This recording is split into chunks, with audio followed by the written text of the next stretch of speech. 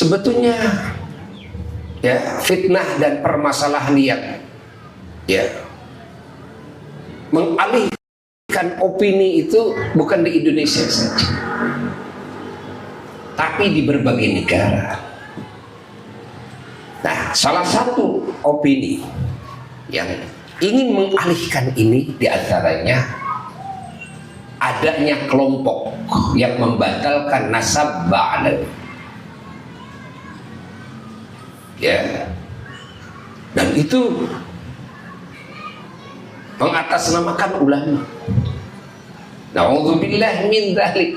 Na'udzubillah min dzalik. Summa na'udzubillah min dzalik. Hati-hati kita umat Islam. Hati-hati. Ulama-ulama Nusantara, Syekh Muhammad Nawawi Al-Bantani radhiyallahu anhu berguru dan mengakui bahwa Ba'alawi dzurriyyah Rasulullah SAW. Bahkan Syekh Nawawi menjelaskan antara Habib, Syarif dan Said itu tidak ada bedanya. Siapa Syekh Nawawi? Sahibul I'anah, I'anatul Talibin yang dibaca oleh kita, oleh semua ulama di Indonesia. Sama. Syekh Yusuf bin Ismail An-Nabhani yang begitu agung ahli hadis, ya sama. Syekhuna Khalil Bangkalan Madura, ya sama. Syekhuna Hashim Asy'ari, ya sama. Beliau ulama-ulama Nusantara. Ingat. Beliau dzurriyyah para wali songo. Mengakui, bahkan salah satu gurunya juga kepada Ba'alawi juga. Allah. Dan banyak juga murid-murid beliau juga Ba'alawi juga. Murid-murid beliau banyak.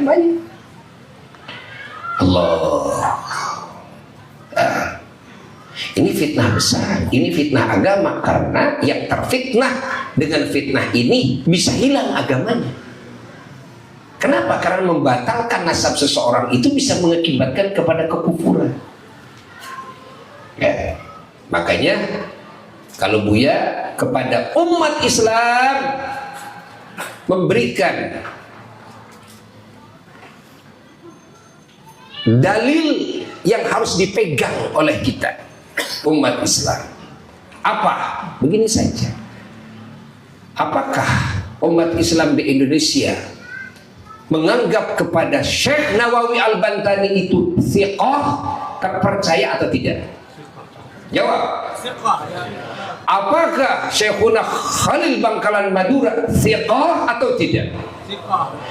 Apakah Mbah Hashim Asy'ari thiqah atau tidak? Apakah Mbah Kiai Hasan Genggong itu thiqah atau tidak? Thiqah. Apakah Syekh Yusuf bin Ismail An-Nabhani thiqah atau tidak? Apakah Said Bakri ya, thiqah atau tidak? Dan banyak ulama-ulama lain.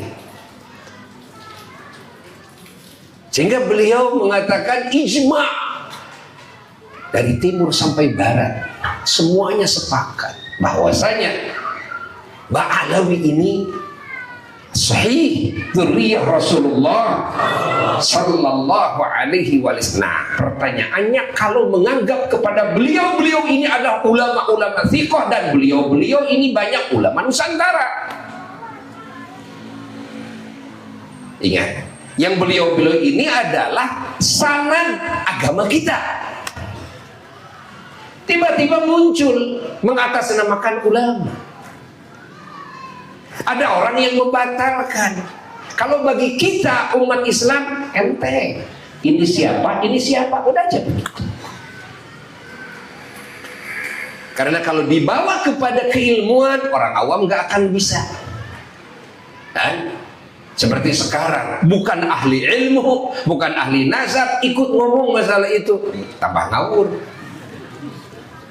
Dan ini tambah ngawur. Ingat, bagi kita mah enteng sebetulnya. Ini yang membatalkan siapa, ini yang menetapkan siapa, sudah. Dan ini yang menetapkan ulama-ulama Nusantara. Iya. Dan ketika kita mengikuti yang ini, yang membatalkan, apa efeknya? Efeknya satu, bisa kufur. Kedua, efeknya putus hubungan asrar, rahasia dan cahaya agamanya. Keilmuannya semuanya hilang. Manfaatnya akan lenyap. Ingat. Itu secara otomatis. Jangankan terang-terangan, apalagi sampai memusuhi, memfitnah para ulama Ba'alawi. Dalam hati saja, Allah Maha tahu alam hatinya. Itu sudah berputuskan. Allah, na'udzubillah min dzalik. Kekhawatiran lagi apa? Nanti dengan siapa kita akan dikumpulkan? Apakah dengan kelompok ini kita nanti mau dikumpulkan? Apakah dengan kelompok para ulama yang sikoh itu, yang jelas itu guru-guru para ulama di Nusantara, dan itu ulama-ulama Nusantara juga, dan banyak habaib murid-murid beliau juga, dan banyak habaib guru-guru beliau-beliau juga. Coba bayangin.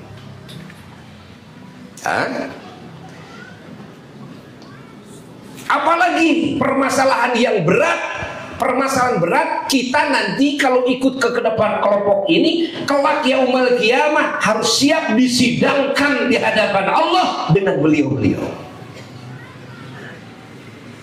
Yang berat ketika kita buruk sangka, ketika kita apalagi buruk mulut kita, lisan kita kepada beliau-beliau secara keseluruhan.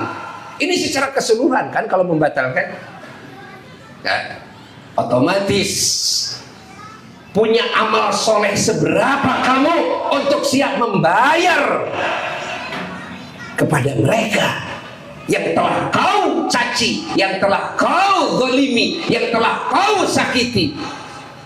Coba, punya sholat segimana, punya saum segimana, punya amal soleh segimana?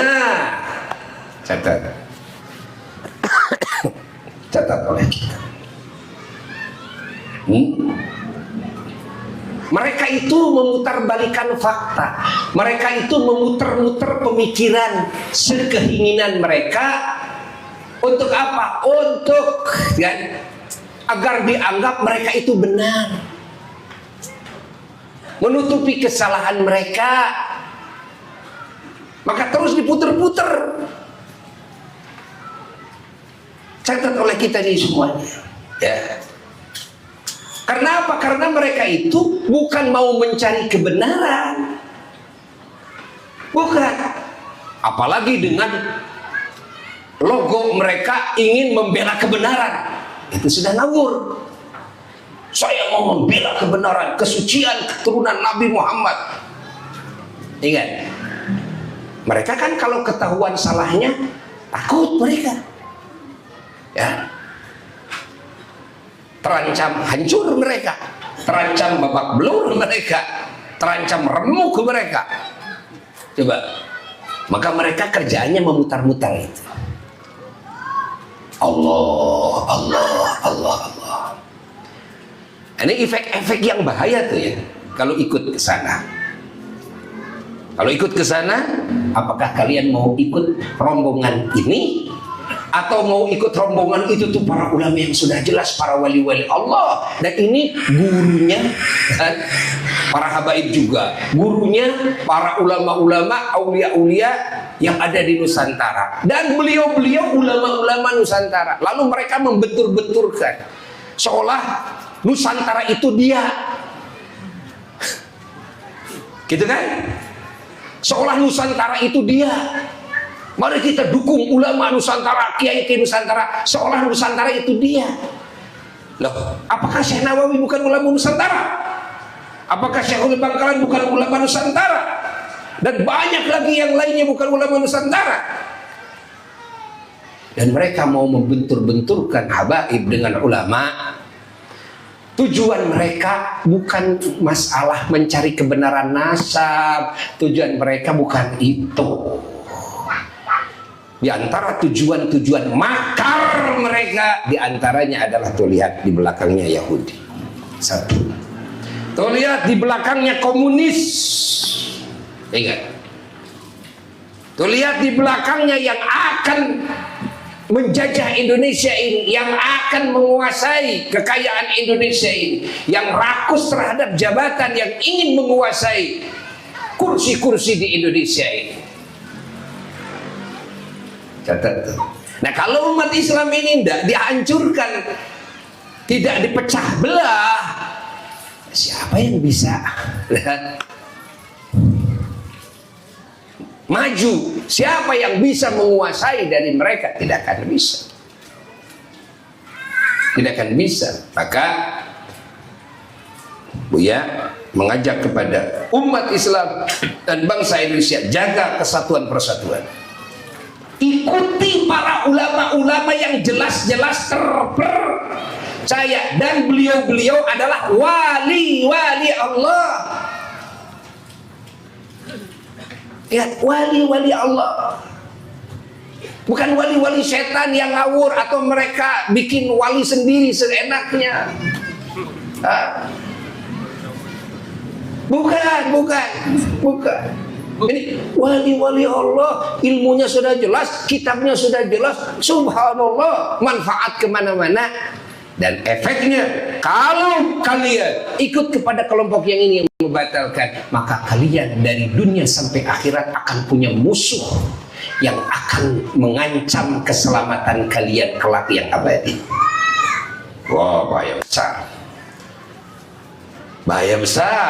Bahaya besar. Tapi kalau Buya, kalau saya ikut kelompoknya para ulama-ulama yang menetapkan, yang mengesahkan asa balik, saya dimusuhi oleh teman-teman saya, para kiai dan sebagainya. Lebih baik kita dimusuhi oleh kelompok yang membatalkan, yang hanya sedikit. Itu keras itu karena mereka itu pakai speaker. Ketimbang para ulama-ulama, ingat, ulama-ulama yang jelas-jelas ulamanya, kan? Ya.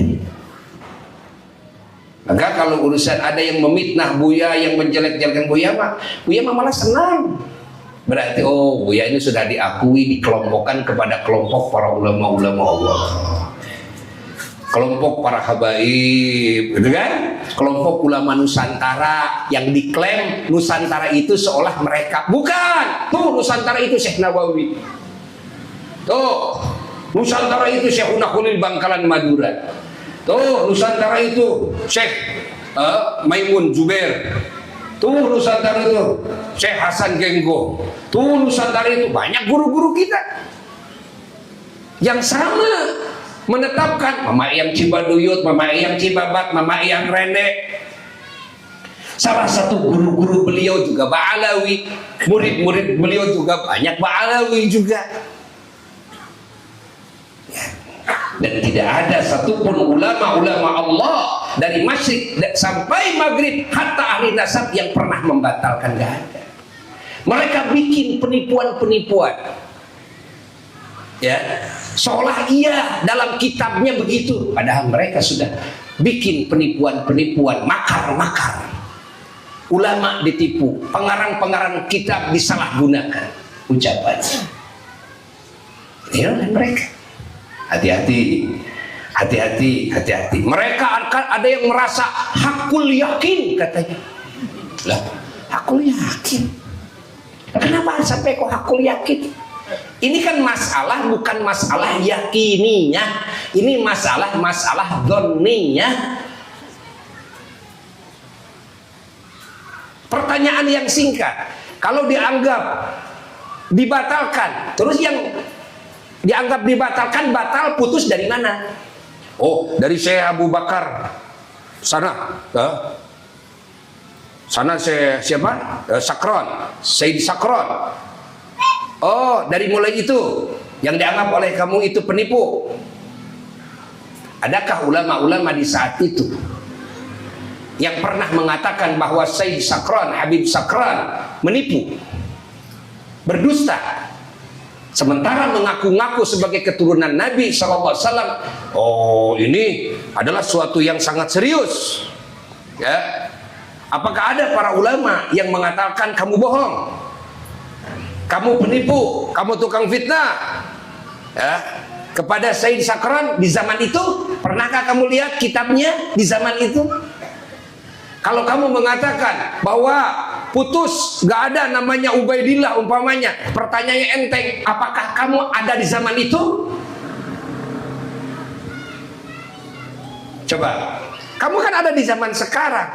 Terus dari mana kamu bisa mengatakan sampai hakul yakin bahwa putus gak ada namanya Ubaidillah? Dari mana? Kan kamunya juga ada di zaman sekarang. Kan itu hanya persepsi dan hanya prediksi. Apakah prediksi persepsi itu bisa dijadikan yakiniah? Jawab. Enggak.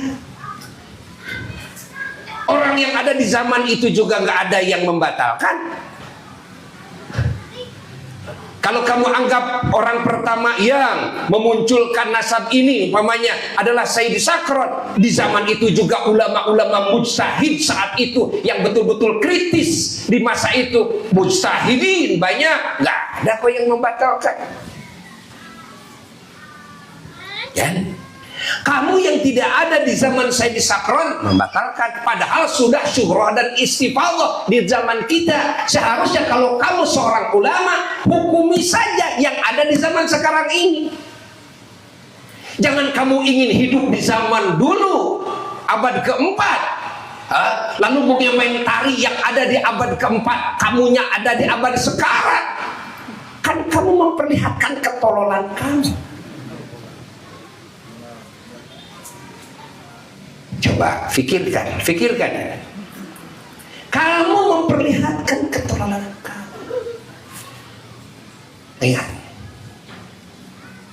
fahami oleh kita semuanya. Fahami. Kalau umpamanya harus ada kitab sejaman untuk menetapkan nasab, kalau begitu nasab manusia semuanya batal. Kenapa? Kenapa batal? Coba, pasti bakal ada abad yang di situ ada kitabnya. Lalu kalau sudah batal, berarti pernikahan kamu tidak sah.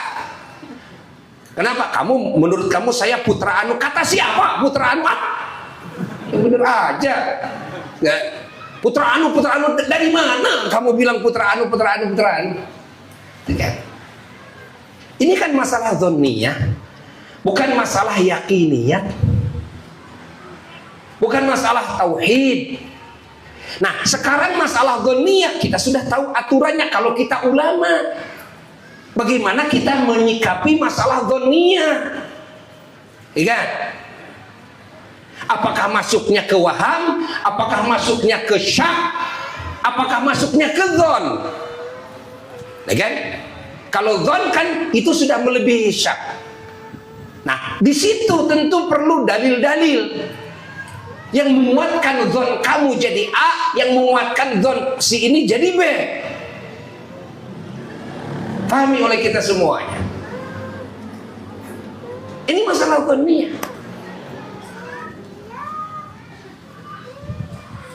Pahami oleh kita semuanya. Nah, sekarang kita semuanya gampang. Dzon kita bahwa Ba'alawi ini adalah dzurriyyah Rasulullah sallallahu alaihi wasallam. Pertama, para ulama-ulama yang terpercaya mengesahkannya sudah. Lalu kelihatan bahwa di para Ba'alawi ini banyak sekali ulama-ulamanya, wali-walinya, penyebar Islam di berbagai negara, apa di Indonesia. Gampang. Beliau-beliau ahli hadis. Dan kalau beliau-beliau ini dianggap tidak terpercaya, dianggapnya pendusta, ini Ba'alawi yang di dalamnya ulama, yang di dalamnya wali-wali Allah, nanti semua ilmu para ulama Nusantara termasuk Syekh Nawawi bisa dibatalkan. Kenapa? Karena ada salah satu sanadnya, rawinya itu adalah Ba'alawi. Hancur nanti agama. Itu tujuan mereka, justru akan menghancurkan itu. dan tujuan mereka akan memecah belah. Makanya kita sing surti, sing ati, sing naon surti, sing surti. Katingali ya mah aya cileung tukang maling, aya cileung nu lapar, rupa-rupa cileung nu lapar jeung cileung tukang maling, rupa cileung teh cileung rupa-rupa. Ta sing surti atuh mah ieu jelema jelema kemana arah. Nah ieu teh disebut ilmiah tapi manehanana ngababi buta. Dia menyebut harus ilmiah tapi malah dia membabi buta, ngomongnya jadi ngawur. Jangankan untuk pangkat ulama, orang awam saja tidak pantas ngomongin hal seperti itu yang memperlihatkan ketololannya, yang memperlihatkan bahwa apa yang dia garap itu bukan ilmiah, apa yang dia garap itu semuanya keluar dari norma-norma agama dan norma-norma keulamaan, lalu mengatasnamakan Quran dan hadis. Bagaimana mungkin? Sudah tersebar kok ucapannya yang sudah keluar dari Quran dan Sunnah, yang sudah keluar daripada norma-norma keulamaan. Innalillah. Lalu kalian mau percaya? Kalian mau ikut yang mana? Kalau Buya nggak makan memaksakan. Buya mah hanya ingin memberikan wawasan, berupaya agar tidak celaka. Adapun kalian, saya mah nggak akan percaya ke Buya, mau percaya ke kelompok yang membatalkan, monggo. Anda bersama mereka, monggo. Fid dunya wa fil barzakh wa fil akhirah. Dan biarkan Buya dan orang-orang yang sepaham dengan Buya, yang dhonnya sama dengan Buya, biarkan bersama Imam Nawawi, bersama Imam Ibnu Hajar, bersama Imam Yusuf bin Ismail An-Nabhani, bersama Bah Maimun Zubair, bersama Imam Syekhuna Khalid, bersama banyak para ulia dan yang ijma itu dan kebanyakan umat Islam. Biarkan mereka bersama mereka. Buya bersama mereka, kamu bersama si dia, silakan. Udah, selesai kan? Selesai kan? Nggak usah Anda berkoar-koar, nggak usah. Tinggal bismillah saja Anda sebagai makmuman karena dia, bukan makmuman lillahi ta'ala ya, bukan. Makmuman karena dia, silakan. Silakan. Kenapa? Karena pada akhirnya cerita ini ujung-ujungnya takdir Allah. Orang selamat takdir Allah, orang celaka takdir Allah, nanti masuk surga takdir Allah, nanti masuk neraka takdir Allah.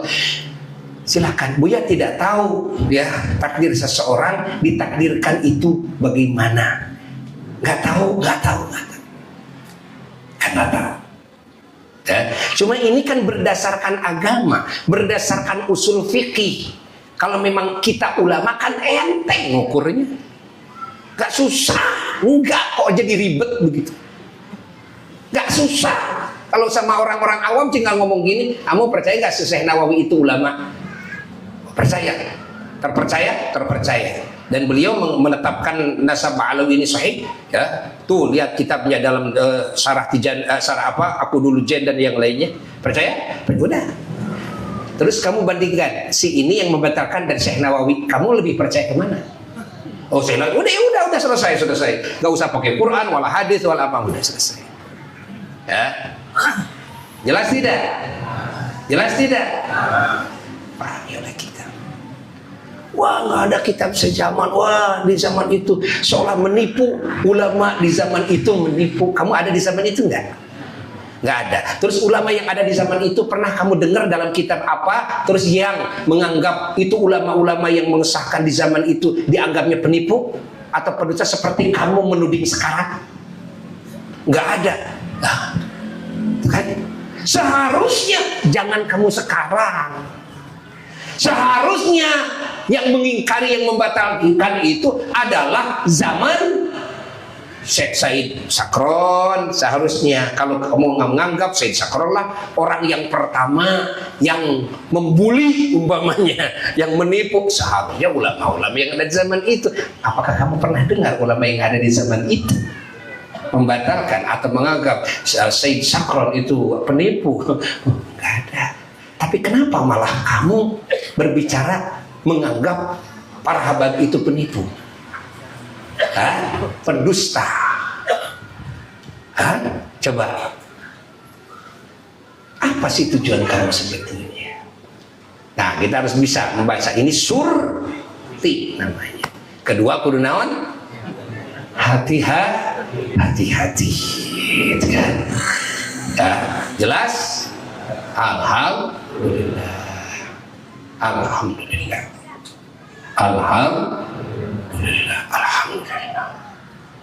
Lalu lihat para habaib di dalamnya para ulama, dakwahnya apa?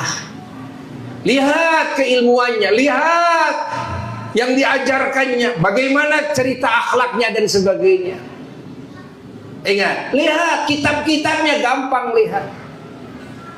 Tapi ada nih habib ini umpamanya yang pemikirannya ngawur. Kalau memang jelas ngawur, ukur dulu dengan agama. Bener nggak ini ngawur? Kalau ngawur berarti dia itu keluar pemikirannya, dia itu salah pemikirannya, harus dibenarkan, diluruskan oleh kita, bukan harus dibatalkan nasabnya. Iya.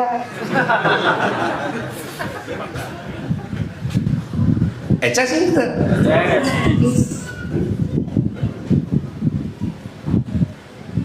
Yang namanya Habib itu bukan nabi, bukan. Ulama juga kadang salah, kan tidak masuk. Jadi kalau ada yang salahnya, ada yang Habib mabok, ya itu, kan? Ingat, karena pemikiran-pemikiran jangan dianggap itu total salah, ukur dulu. Sekarang dengan gampang mendengar karomahnya wali disebut khurafat. Ini udah khurafat, ini khurafat. Harus belebuk dari mana? Kalau kamu menganggap khurafat itu kepada hal yang khawariq lil adat yang terjadi pada diri seseorang, ingat, berarti kamu sudah tidak percaya karomah. Karomah itu kan yang khawariq lil adat.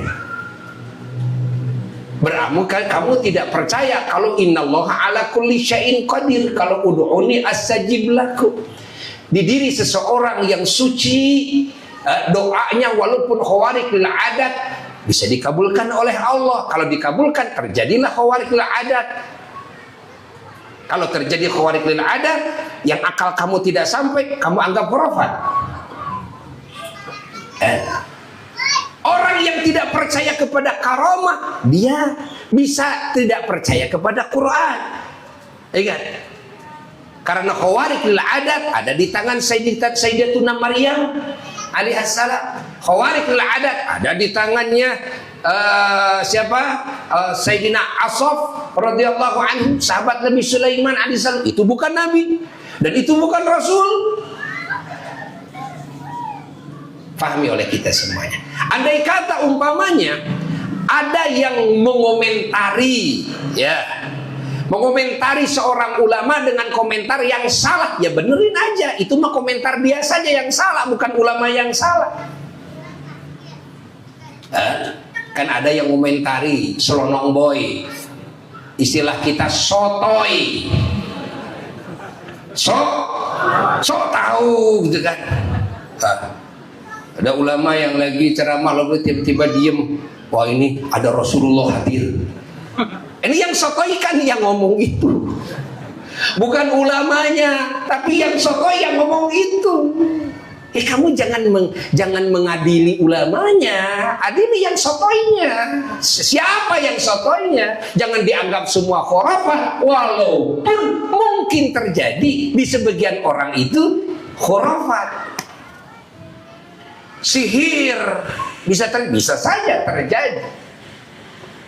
Tapi kan tidak semua khurafat dan sihir. Lalu mau dikemanakan karomah? Catat oleh kita semuanya. Jelas tidak? Pahami. Ya. Pahami. Ini sekarang disebarluaskan dikit-dikit khurafat. Kan itu kan gaya Wahabi itu. Gaya Wahabi, dan mereka yang membatalkan dalil-dalilnya ya dalil-dalil Wahabi juga. Karena yang sangat anti kepada dzurriyyah Rasulullah SAW adalah Wahabi. Ya. Ini berbahaya. Ya, ini berbahaya. Maka kita jangan terpancing dengan fitnah ini. Fokus, satukan, ingat persaudaraan, eratkan silaturahmi. Ya, kita jangan bermusuhan, hatta dengan yang membatalkan kepada nasabah alwi, jangan bermusuhan. Jangan bermusuhan. Buya ini hanya memberikan nasihat saja. Wa tawasau bil haq. Hanya memberikan nasihat saja. Buya tidak menganggap kepada yang membatalkan nasabah alawi ini adalah musuh. Lah, tidak. Apalagi ini kelihatan nasabnya ada saudara dan sebagainya. Tidak. Tapi kalau ini salah, Buya katakan kamu salah. Walaupun kamu kiai, salah itu. Celaka kalau begitu. Ya, celaka. Fi dunya wal akhirah. Celaka ini. Ingat.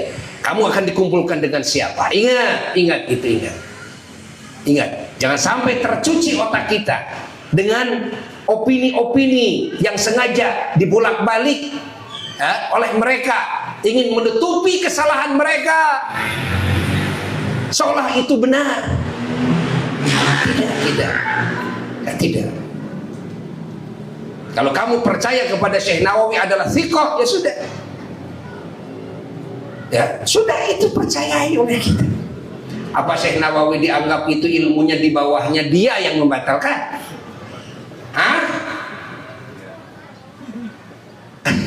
Yang masyhur ilmu kasyafnya, yang masyhur mustajab doanya, yang masyhur karamahnya, lalu dia sudah punya ilmu kasyaf apa? Ilmu mukasyafah atau mukahasyafah?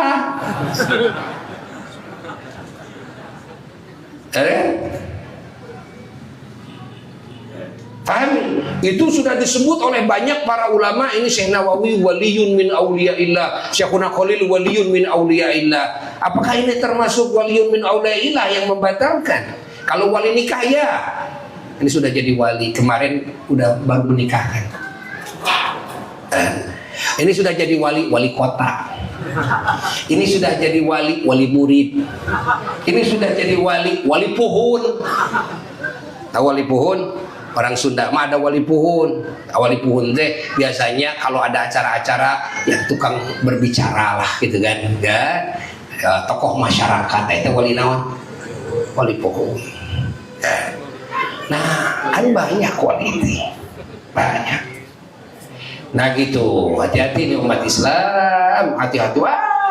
Terus sekarang kan mereka itu menjelek-jelekan, mengungkap aib yang belum tentu itu salah, belum tentu itu aib, belum tentu itu keluar dari jalur hukum. Ya, diupload di sana di mana? Ini kan ilmiah apa syaitoniah? Bukan ilmiah, ini namanya iblisiah. Lah, kok pakai ditambah itu? Balawi ini membelokkan sejarah dan sebagainya. Ingat sekarang gitu. Dianggapnya manuskrip yang asli. Coba bayangkan, bukan 1 2, banyak sekali manuskrip Wali Songo yang asli dulu itu. Ya, di situ ditulis Imam Ubaidillahnya ada. Terus dianggap oleh mereka ini dulu oleh Belanda. Saya nyaman. Katanya oleh Belanda ini dirubah, katanya. Ini dirubah manuskripnya oleh Belanda. Karena Belanda ingin ini. Kan orang yang awam tercuci otaknya. Padahal kan orang yang pinter nggak seperti itu. Harusnya ayah di zaman saya. Harusnya sotoy, sok tahu, nyanyahuanan siapa kakak lahir siapa kemarin. Baru aja lahir sudah bisa komentari, wah ini manuskrip ini yang kesananya ada Ubaidillah itu sebetulnya sudah dirubah oleh penjajah dulu, Belanda dulu, sebetulnya saya sia goblok. Cekuring. Terus kalian semua mau percayakan sama orang ini? Atau percaya kepada manuskrip yang nulisnya juga wah dan turun temurun yang itu sudah syuhroh, wah itu keturunannya ada dulu yang membantah keturunannya? Nggak ada. Aimani baru aja kamu keluar sudah menganggap ini sudah dirubah katanya oleh Belanda. Tuh, hati-hati sekarang, hati-hati ya, hati-hati nih. Ini kalimat Buya hanya nasihat saja, yang ujung ceritanya kita serahkan kepada Allah. Ya, ujung ceritanya itu urusan masing-masing dengan Allah. Yang ujung ceritanya masing-masing harus siap bertanggung jawab kelak di persidangan di hadapan Allah. Ujung ceritanya seperti itu. Pek kemadinya. Dek milih ke mana? Baik ya. Dek milih ke saha? Baik. Dek nuturkeun saha? Baik. Ya. Eces? Jelas tidak? Nah, ayo sekarang mah satu padukan, jaga negara ini, jaga persatuan ini, jaga kesatuan ini. Ingat, para ulama bersatu dengan para habaib. Ingat, harus bersatu. Bahkan Buya terus mengajak kepada para ulama kalau mengadakan acara ya yang terbuka, usahakan para habaib diundang agar hadir. Kalau para habaib mengadakan acara yang sifatnya terbuka, usahakan para ulama hadirkan, undang di situ agar terlihat. Jawablah dengan perbuatan yang mulia, jawablah dengan akhlak yang agung, jawablah dengan bukti nyata. Ingat, saling mencintainya kita ya, saling menyayangi kita, saling menghormatinya kita di antara para ulama dan para habaib. Lihat aja begitu. Itu. Kalau acara itu ada para habaib, ada para ulama. Ya.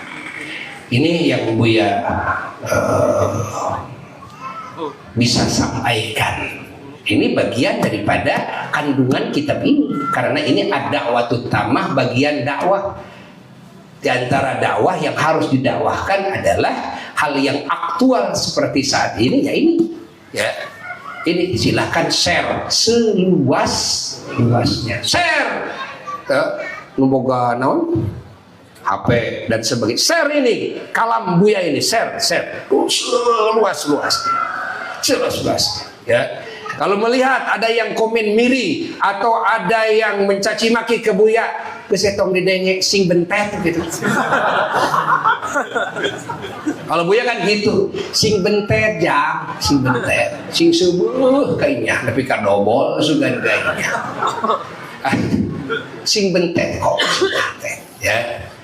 Nah Buya mah, kita umat Islam kan tahu kita ada orang memfitnah kita, dosa kita diampuni. Untung kan? Untung, tuh kan? Amal soleh dia oleh Allah dikasihin ke kita. Untung kan? Untung. Kalau amal solehnya dia sudah habis, sementara dosa dia ke kita masih tersisa, maka kesalahan kita dipindahkan ke dia. Untung gak? Untung. Dan orang yang difitnah selama dia benar, kan?